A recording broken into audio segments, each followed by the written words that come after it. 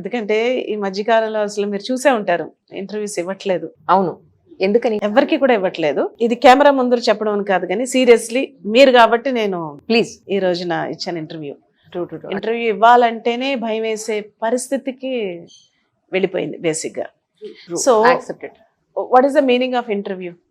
Interview అంటే నా విషయాల్ని, నా అనుభవాల్ని, ఐఎమ్ టెక్నీషియన్ కాబట్టి టెక్నికల్ గా మాట్లాడాలి, అవును, లేకపోతే ఇంకో విషయం మాట్లాడాలి, లేకపోతే ఫ్యామిలీ గురించి. సో అలా ఒక మీరు క్వశ్చన్ అడిగినప్పుడు నేను దానికి చాలా ఫ్రాంక్ గా నా మనసులో ఉన్న మాట నేను చెప్తాను. సో జనాలకి అది వెళ్లకుండా thumbnail ద్వారా it's going in a wrong way. అవును, సో లోపల మ్యాటర్ అదే ఉంటది, బట్ బయట చాలా మీకు తెలిసే ఉంటది, డిఫరెంట్ ఇంకా చెప్పడానికి కూడా వీళ్ళేనన్ని thumbnails వచ్చేసి. అవును, బికాస్ వాళ్ళ టిఆర్పి రేటింగ్ కోసం. ఛానల్లో పనిచేసే ప్రతి ఒక్కరికి, ఛానల్ యాజమాన్యం వాళ్ళందరికీ కూడా నేను కూడా ప్రతిసారి చెప్తూ ఉంటాను, రిక్వెస్ట్ అండి, రిక్వెస్ట్ ప్లీజ్. ఎందుకంటే టిఆర్పి రేటింగ్ ఇంకోలా పెంచుకోండి, బట్ ఒక కొంతమంది పట్టించుకోపోవచ్చు. అవును, అబ్బా టిఆర్పి రేటింగ్ వస్తుంది కదా మాకు అని అనుకునే వాళ్ళు ఉన్నారు, వాల్యూ పడిపోట్లా కదా.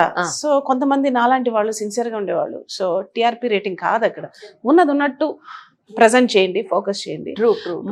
దీనికి ఎగ్జాంపుల్ ఏంటంటే మొన్నటికి మొన్న మీకు తెలిసే ఉంటది, మన ఆర్టిస్ట్ ఉత్తేజ్ గారు వాళ్ళ వైఫ్ కాలం చేశారు. It's very pathetic situation.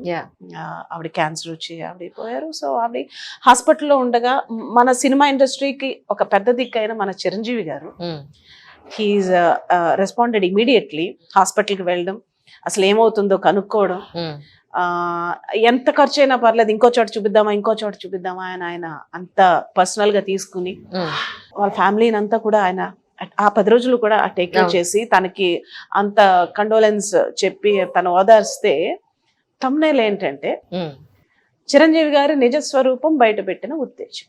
కరెక్టా? thumbnail దయించాలంటే thumbnail పెట్టకండి. ఈవెన్ ఎస్సీఓలు కానీ, thumbnail చేసేవాళ్ళు కానీ, ఎడిటర్స్ కానీ, ఛానల్ యాజమాన్యాలు కానీ please look into this once.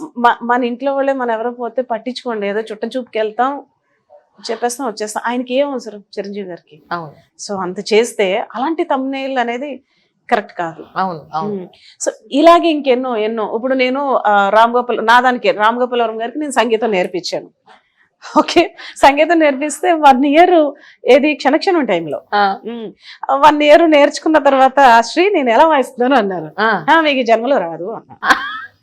మళ్ళీ అదే వాయిస్తాడు. చిన్నప్పుడు అలా మాట్లాడేసేదండి, తెలీదు ఆయనతో అలా మాట్లాడొచ్చు మాట్లాడకూడదు. సో మీకు రాదండి నేనంటే దాని thumbnail రామ్ గోపాల్ వర్మ తిట్టిన శ్రీలేఖ. ఎందుకు తిట్టారో ఓపెన్ చేయాలి, ఎందుకు తిట్టారు కదా, ఓపెన్ చేయడం కోసం. ఇంకొకటి రామ్ గోపాల్ వర్మ లాంటి వాళ్ళు శ్రీలేఖ దగ్గర మ్యూజిక్ ఏదో పెట్టండి, అంతేగాని ఇదేంటిది. అవును. సో అందుకని ఈ మధ్య నాకు భయం వేసేస్తుంది ఏం మాట్లాడాలన్నా కూడా. మీరేం భయపడకండి, వెనకాల సౌండ్ బర్డ్స్ ఉన్నాయన్నమాట, చిన్న పెద్ద బర్డ్స్ ఉన్నాయి, అది సౌండ్ అనమాట. అంజలి గారి దగ్గర నాకు అలాంటి భయం లేదు, ప్రాబ్లం అస్సలు లేదు. థ్యాంక్ యూ సో మచ్ చెల్లి, థ్యాంక్ యూ సో మచ్. అంటే ఇప్పటి వరకు అలాంటి thumbnails నేను ఎప్పుడు ఎంకరేజ్ చేయలేదు, అండ్ నా ప్రోగ్రామ్స్ కి ఇలాంటి thumbnails పెట్టద్దని మరీ నేను మా టీం అందరికి, టెక్నికల్ టీం అందరికి చెప్పేస్తాను. నేనే ఫైట్ చేస్తా గ్రూప్ లో, అమ్మ బాబోయ్ ఈవిడ మెసేజ్ ఇస్తే మహా రాక్షస్ అంటారు నన్ను, అందుకని ఆ భయానికన్నా వాళ్ళు ఆగుతారు కదా. కానీ శ్రీలేఖ గారు అనగానే నాకు ఈ రోజుకి రమ్యకృష్ణ గారిది, వెంకటేష్ గారిది ఆ పాట, అసలు మీ మ్యూజిక్, ఆ పాట, లొకేషన్ ఇంకా అన్ని కుదిరిపోయింది అలా కదండి, దానికి అద్భుతం అసలు. అది గుర్తొస్తుంది. బట్ నాకు ఎప్పటికీ ఇప్పుడు రీసెంట్ గా తెలిసిన విషయం అంటే హిట్ 2 మీరే మ్యూజిక్. ఓ మై గాడ్, అసలు ఎందుకు రీసెంట్ గా తెలిసిందా? చాలా దారుణం అది. అదే కదా, అంత అంతర్గంగా ఎందుకు ఉండిపోయారు అసలు మీరు, బయటికి రాకుండా. ఇప్పటికీ కూడా బ్లాక్ బస్టర్ చార్ట్ లో నెంబర్ 1 గా ఉంటది ఈ పాట. ఊరికి మధ్యన ఎక్కువ షోస్ చేస్తున్నాను, చాలా షోస్ చేస్తున్నాను, లైక్ రియాలిటీ షోస్ కాదు, స్టేజ్ ప్రోగ్రామ్స్ చేస్తున్నప్పుడు. యాక్చువల్ గా స్టేజ్ ప్రోగ్రామ్స్ చేస్తున్నప్పుడే మనకు తెలుస్తుంది అసలు ఏ పాట హిట్, ఏ పాట జనాలు ఎలా ఆదరిస్తున్నారని. అండ్ రీసెంట్ గా యుఎస్ లో నేను ఒక పబ్ ఓపెనింగ్ కి నేను మ్యూజిక్ షో చేశాను, అక్కడ బ్యాండ్ తోటి. మీరు ఇప్పుడు చెప్తే పబ్ ఓపెనింగ్ అనుకుంటారు, పబ్ ఓపెనింగ్ వెనక ముందర ఏముండదు. సో అక్కడ ఈ పాట పాడుతుంటే సీరియస్లీ నన్ను పాడనివ్వట్లేదు, వాళ్ళే మొత్తం పాడేస్తున్నారు పాట. నైస్ కదా అసలు. నాకు ఎంత గూస్ బంప్స్ వచ్చేసినాయి అసలు. So that is the magic of the song capacity. But తెలియట్లేదు అంటే మరి మీలాంటి వాళ్ళు కొంచెం మరి దాన్ని పుష్ చేయాలి మరి. True true true absolutely no So, doubt. ఇలాంటివి కొంచెం పుష్ చేయండి దయచేసి ప్లీజ్. మంచిని అంటే ఈ మధ్య కాలంలో ఫిల్మ్ ఇండస్ట్రీలో మీరు లేరు అన్నదే ఎక్కువ వినిపిస్తుంది తప్ప రీసెంట్ గా వచ్చిన హిట్ మ్యూజిక్ మీరే చేశారన్న విషయం చాలా మందికి తెలియదు. అంటే బేసిక్ గా ప్రమోషన్. అవును. సో నాకు నేను ఫస్ట్ నుంచి కూడా నన్ను నేను ప్రమోట్ చేసుకునే అలవాటు నాకు లేదు. True true. ఇప్పుడిప్పుడే నేర్చుకుంటున్నాను, చేసుకోవాలి తప్పట్లేదు. కరెక్ట్. నా సాంగ్ నేను ప్రమోట్ చేసుకోవాలి. Not me actual. అవును అవును, మనం చేసిన వర్క్ ని డెఫినెట్ గా ప్రమోట్ చేసుకోవాలి అన్డౌటెడ్లీ. సో హిట్ 2 తర్వాత మళ్ళీ ఇప్పుడు పైప్ లైన్ ఉన్న ప్రాజెక్ట్స్ ఉంటే ఏం చెప్తారు? త్వరలోనే ఐ విల్ రివీల్ దట్. అవునా, ఇప్పుడు ఏం చెప్పకూడదు? లేదు, చెప్పడానికి లేదు.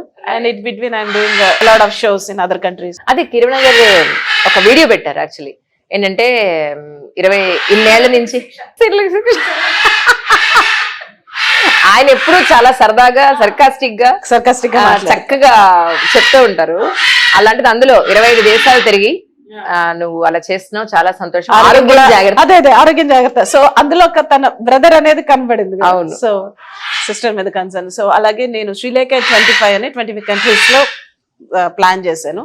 సో ఆల్మోస్ట్ ఇప్పుడు 10 కంట్రీస్ అయినాయి. సో మిగతా బ్యాలెన్స్ జరుగుతుంటాయి. ఓకే, ఏంటి అసలు 25 కంట్రీస్ కాన్సెప్ట్ ఏంటి అసలు? యాక్చువల్ గా కాన్సెప్ట్ ఏంటంటే నేను ఇండస్ట్రీకి వచ్చి 25 years కంప్లీట్ అయింది కాబట్టి సో కొత్తగా ఉంటది, ఎవరు చేయలేదు అని స్టార్ట్ చేశాం. Okay okay.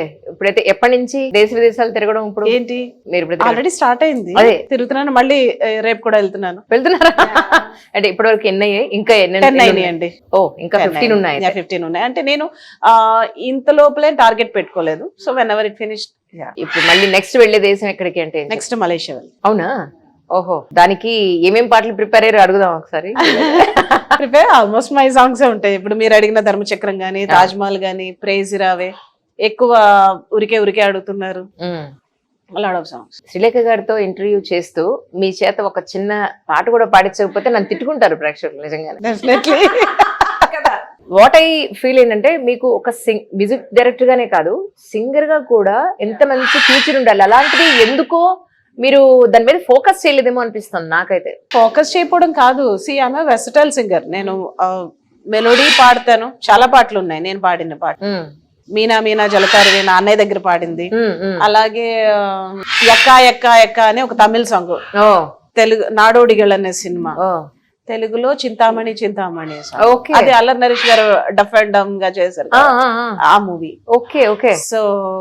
సో అలాగా మాస్ పాడగలను, అలాగే మెలోడీ పాడగలను, అలాగే అలరు చెంచలమైన ఆత్మలందు ఉండని నా అన్నమయ్యలో డివోషనల్ పాడగలను. So I can sing anything. True. So basic గా ఏమైపోయిందంటే నేను మ్యూజిక్ డైరెక్టర్ అన్న ఒక సెన్స్ తో కొత్త డైరెక్టర్ పాట అడిగితే అన్న అనుకుంటారేమో, పాట అడిగితే లేకపోతే ఆవిడ చేత 1 more పాడి అంటే వాళ్ళే ఊహించేసుకుని రకరకాల ఇన్హిబిషన్స్. అది ఎలా చెప్పాలో కూడా నాకు తెలియట్లేదు. యంగ్ డైరెక్టర్స్ అందరికీ ఏంటంటే మ్యూజిక్ డైరెక్షన్ ఒకటే కాదు, మీకు పాటలు కావాలన్నా చక్కగా మనస్ఫూర్తిగా పాడతారు, రీటేక్ అని కూడా మీరు అడగచ్చు. అలాగే మ్యూజిక్ కూడా ఇప్పుడు వచ్చే కొత్త యంగ్ డైరెక్టర్స్ కి నాకు అది చిన్న సినిమానా పెద్ద సినిమానా ఐ డోంట్ మైండ్. నేను దాన్ని ఏ సినిమాని నేను ఒకలాగే ట్రీట్ చేస్తాను, ఒకలాగే కష్టపడతా. సో కొత్త డైరెక్టర్స్ అనుకోవచ్చు, మాకు చేస్తారా ఆవిడ, మా బడ్జెట్ లో చేస్తారా, 1 more tune అడగచ్చా, చేస్తాను, కంఫర్ట్ గా ఉంటారా. నేను I'm very friendly budget. So within no time లో నేను కంపోజ్ చేస్తాను. So everything is no. So నేను అలా ప్రతి ఒక్కరి దగ్గరికి వెళ్ళి నేను చెప్పలేను కదా. సో ఐ డూ ఇట్ అని. కరెక్ట్. సో హిట్ 2 కూడా ఇచ్చి ప్రూవ్ చేసిన తర్వాత కూడా ఇంకా సంశయిస్తున్నారంటే బర్డ్స్ విపరీతంగా అరుస్తున్నాయి. Let us change the place, other place కి వెళ్ళి ప్రశాంతంగా అక్కడ కూర్చున్నాం. ఓకేనా? మీకు ప్లీజ్ మా కోసం మీరు అనుకున్నట్టు ధర్మచక్రం నుంచి పాడడం రీసెంట్ హిట్ 2 నుంచి అయితే. Super please I'll sing that song. రానే వచ్చావా వానై నా కొరకే వేచి ఉన్నాలే నీతో తెచ్చావా ఏదో మై మరుపే ఉన్నట్టున్నాలే నువ్వే ఎదురున్నా తడుతూనే పిలిచాలి నిన్నే ఎవరంటూ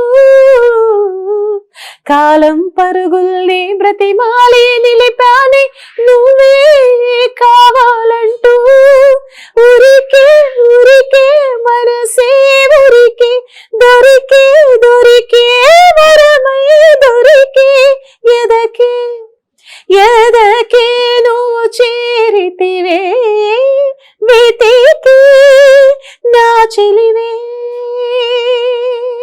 Thank you. అద్భుతమైన పాట అసలు నిజంగా. యాజ్ ఎ మ్యూజిక్ డైరెక్టర్ గా ఒక సింగర్ ని ఈ పాటకి ఆ. ఈ వాయిస్ కరెక్ట్ గా సెట్ అవుతుంది అని అవును. జడ్జ్ చేయడంలో జడ్జ్ చేయడంలోనే ఉంటది మ్యాజిక్ కదా.